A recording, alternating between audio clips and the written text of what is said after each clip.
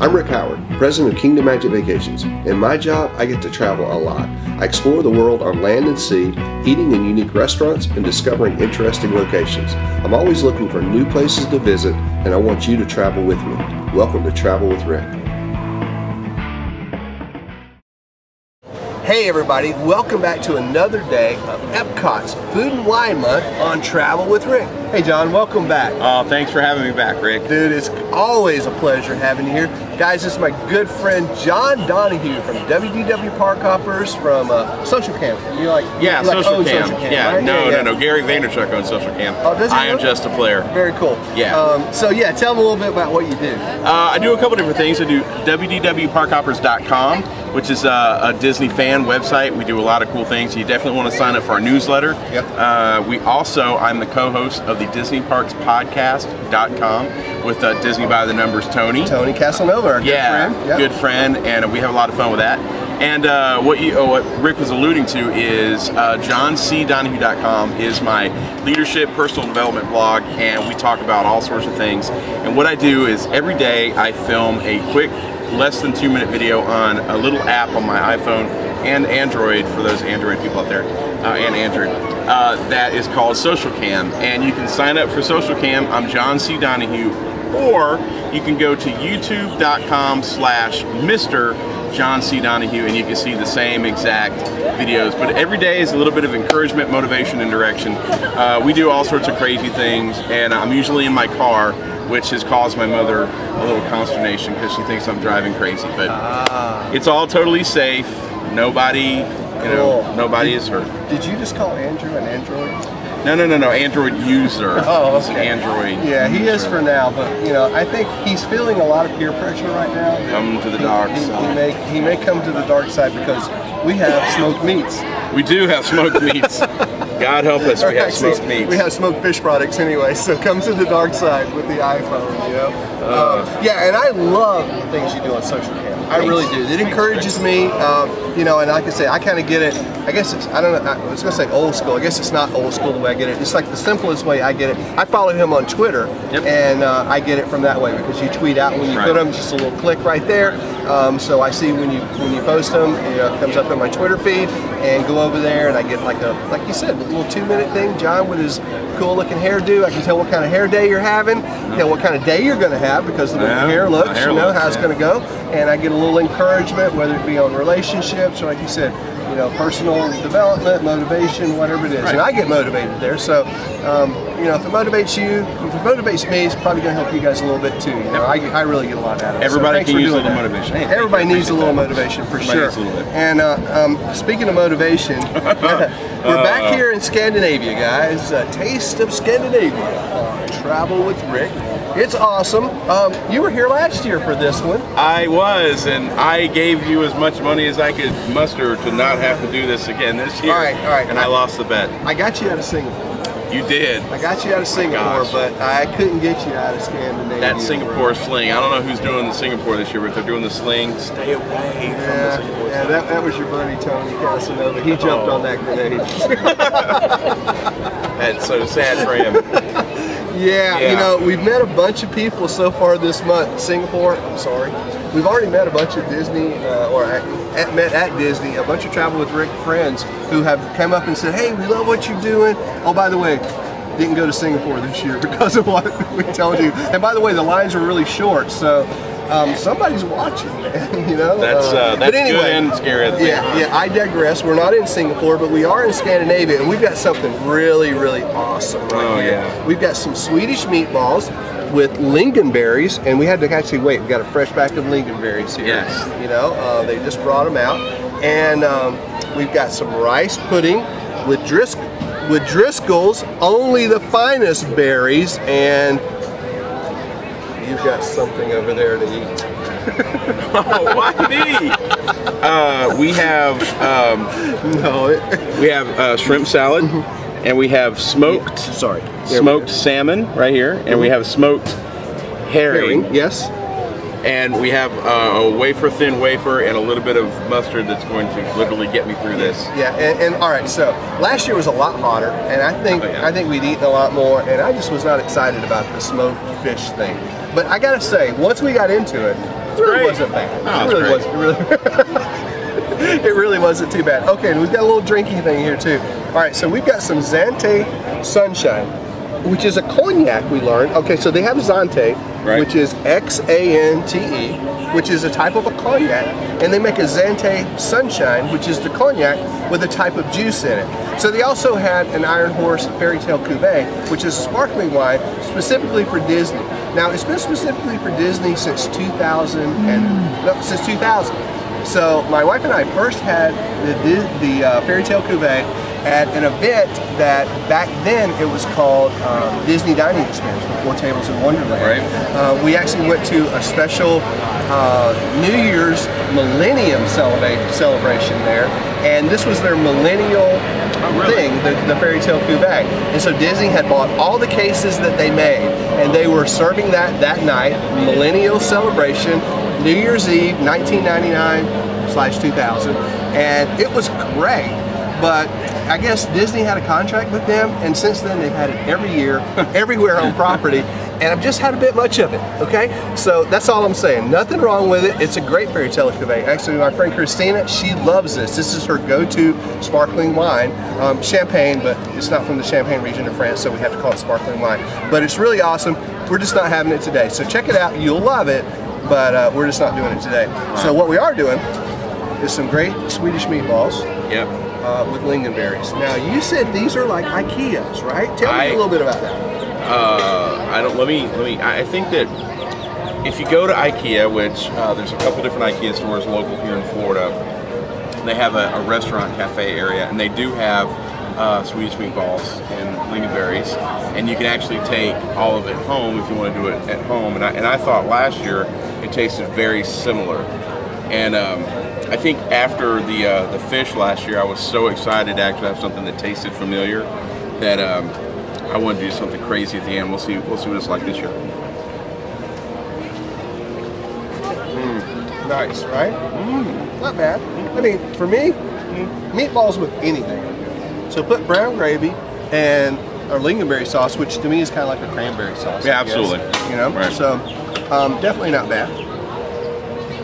All right, so here I'm going to take the path of least resistance and go right to shrimp salad, which I'm thinking, you know, shrimp with mayonnaise and dill can't be all that bad. Maybe.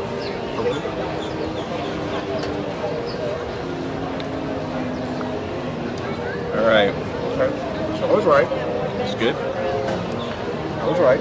It's not all that bad. It's not all that great. Okay. It's not all that bad. All right. No, it's really good. It is good. All right. I do like salmon.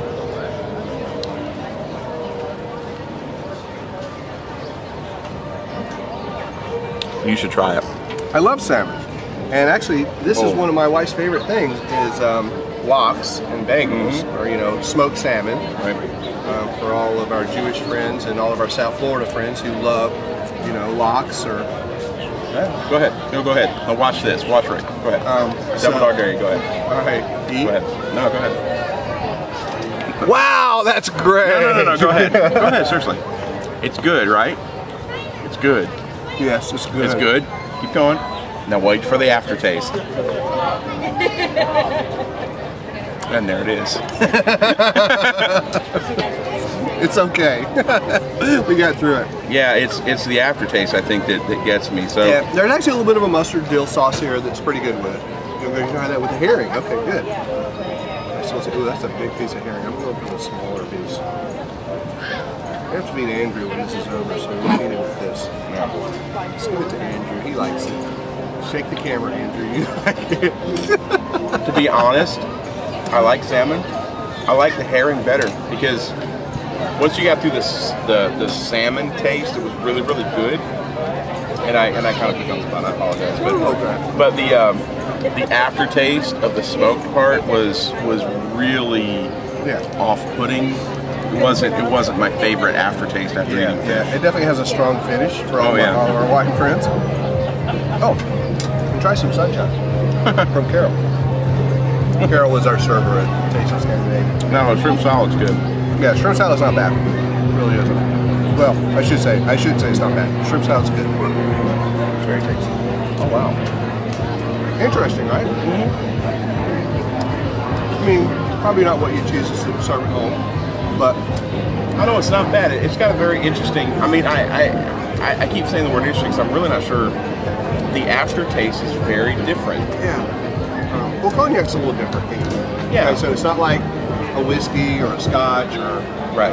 You know, anything like that. So, yeah, cognac's a little different, and then you mix it with juice, which is gives you a really interesting flavor. Like I'll save that last meatball for Andrew. Andrew, zoom in on there. That's your meatball, buddy. I just want to try a little bit of this gravy. Oh yeah. Because I know you had an interesting comment about the gravy last year. I tell you what, that gravy is so good. How good is that? That gravy is so good. If I only had a straw, I would probably. Hey. That's a setup, folks. If you haven't noticed that already, that's like the perfect setup. The gravy is good. I mean, gosh, I mean, it's brown gravy. Yeah, I was going to say meatballs and brown gravy. I mean, how can you go wrong? I mean, that's just like good food. Yeah, we got to jump into this. So this is not tapioca. We did tapioca the last time I was here, and I'm not a big tapioca person, so I'm a little nervous about anything that looks like pudding right now. So the rice pudding, right? It is rice pudding. I always get lost in my passport. You guys never want to travel with me. I get lost in my passport. We're in Scandinavia, so we've been telling you all month long. This is your passport that you get for the 2012 Epcot Food and Wine Festival Marketplace Discovery Passport. It's a wonderful little keepsake brought to you by Disney Vacation Club. But it has all your destinations here in the front, lists all 29 booths, so you can check them off. We haven't checked any of ours off yet, but what's really nice is as you go to the different countries, you get a stamp, just like you would get a stamp when you enter a country, and beside each item that's listed there that country offers, you can place a check so you know which things you've had. Right. You can even make some little notes in the margin if you want. I've seen people put little smiley faces in them. Oh, I like that. Or, oh yeah, smoked fish wasn't so much for me. Frowny face. You know, might be the thing that you would do there. I don't know. That might be you. This is me. That might be your thing. But definitely this passport has been a lot of fun. You just keep this with you, take it right up to the cash member when you're making your order, and they have little stamps right there for the country. And everyone's got a unique stamp. Everyone's different, as you can see. You know, some of them are very unique, and some of them have colors. So it's really, really cool as you go around. So yeah, what we've got here left to do is a rice pudding with Driscoll's. I'm not making this up. Only the finest berries, and that's a trademark of Driscoll. So I'm assuming these berries are going to be good. Only the finest. They must be good because they are. They are only the finest. Oh, and I'm a guy that knows berries, and those are some good berries. That's really a good berry. I mean, Driscoll's did a good thing there, trademarking this. They probably just should have done just a cup of the berries. Yeah, because the berries are so good. Less the rice pudding, right, and more of those only the finest berries. Right. Yeah, for sure. I'm getting little balls in that. We talked about when we were in China, the little balls in the tapioca. That was awkward. But I'm definitely getting some rolling things down in the rice pudding there. Maybe it's grains of rice. I'm not sure, folks, but that's pretty good. But it's not as good as that. No. Those lingonberries rock. Every year. Are those only the best lingonberries? They're only the best. I'm not sure. Every year the Scandinavia booth does a great assortment, and I think last time I was here, I talked about how China. I didn't feel like China was a really good representation of the country. This, I think, is a much better representation. And the flip side is I've got Scandinavian friends, and we probably just wouldn't eat the same food all the time. I think this is a great representation. I would probably, for myself, I would probably lean away from that.